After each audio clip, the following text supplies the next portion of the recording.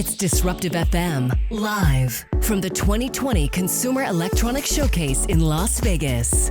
Featuring conversations on the most exciting new technology at CES. Sponsored by Microsoft Advertising.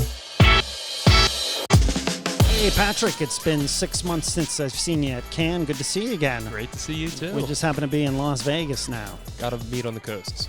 Awesome. So, big question. In the past 6 months, what's some interesting smart technology you've seen out there?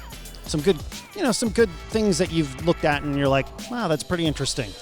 Yeah, we're on our side getting really excited about how some of the technologies we've been playing with for a couple of years are actually starting to integrate into the rest of the world around us. It's kind of some of that promise of the IoT and everything connecting actually coming to fruition here. So we're big in the voice space, and one of these things has been the move of voice platforms, be it Google Assistant, Amazon Alexa, and others, out from just the smart speaker that sits on your table or your counter at home, out into the other devices around your home, and then increasingly now on the go, out with you as you're going about your day.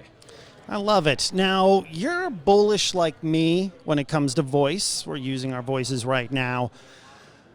What is interesting that you've seen out there? One thing I've actually seen, and I want your opinion on, is the announcement that I can now pay with my gas at an Exxon pump if I have an Alexa-connected car, I believe this is.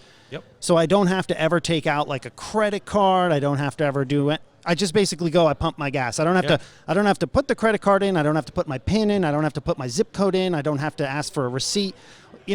Where do you see this going in terms of more voice usage? Yeah, so for us, this is, in one way, an early indicator experience, but in another, it's bringing to fruition. I mean, I think Starbucks and Ford debuted, I believe that might have been here at CES 2 or 3 years ago, showing order ahead for Starbucks as you're going in your car.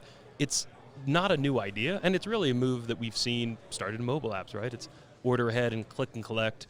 But in certain purchases where I don't need a bunch of comparison shopping, I don't need to stand at the counter or sift through the items, I know what I'm getting, I just want to speed it up. It's transactional, and for those, voice and getting out ahead of it can be much faster.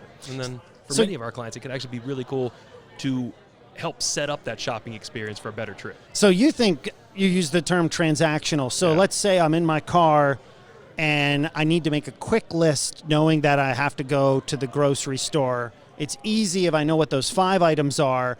I note what they are. I ask it to be paid for, and then I just go pick it up at the physical store, and it's there. Yeah, it's click and collect. It's what we've been doing in e-commerce already, but now an easier way to do it while driving.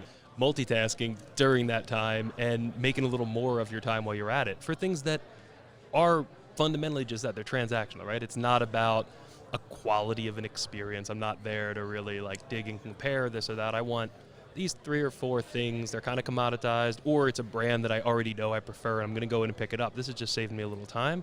Really interesting for us in that space. More broadly, we look at voice. It's a combination of a lot of things, right?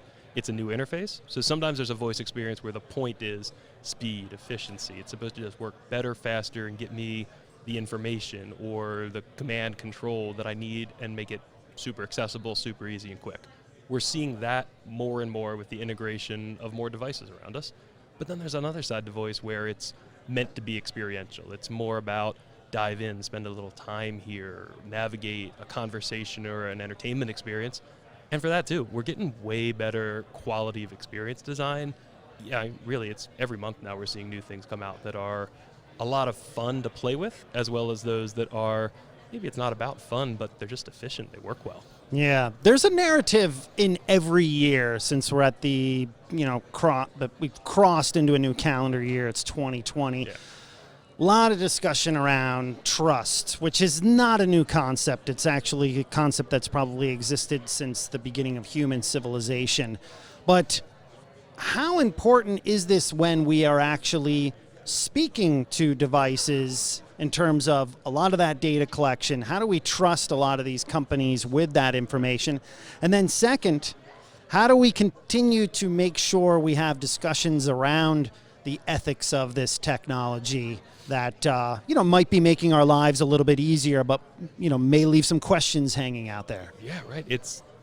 So in answer to the first question, how important it is, it's the most critical thing in terms of being able to work from all sides of this industry to establish this trust and to merit it, to be worth trusting, right? So there's a huge impetus on the platform side, whether that's your Facebook, Amazon, Google. Every time there's a breach of trust, I as a user, take away my marketing hat, I as a user am less inclined to go try that new thing, I may be less inclined to use the core functionality that I've always gone to it for. I'm definitely less inclined to invite it into my life in new places and try out the new stuff. So building that trust is critical. Every time there's a breach, and it's way too often for us today, that's undermining the entire space that we're operating in today. And then from my lens as a marketer and the brands that we're representing, if I'm going to invite an exchange with a customer into a new channel and I can't count on that not being, there's so many stakeholders. There's the user and there's the platform, but then there's the brands, there's the developers along the way. How are all of us operating appropriately, and how do we build some consensus around what's appropriate? That's where your second part of your question there, what it means to ensure that there's kind of ethical consideration along the way here.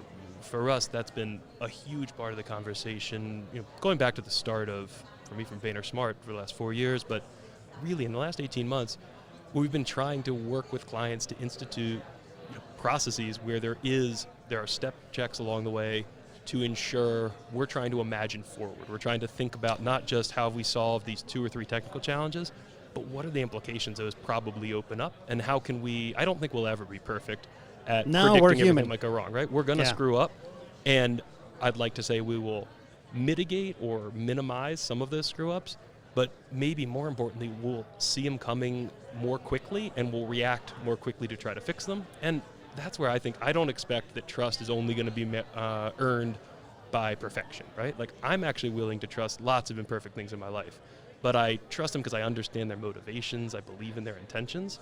As a tech community, I think we got to do the same thing. Love it. Patrick, always a pleasure to have you on the show. Thanks for stopping by here with us on Disruptive FM at CES. Super fun, thanks.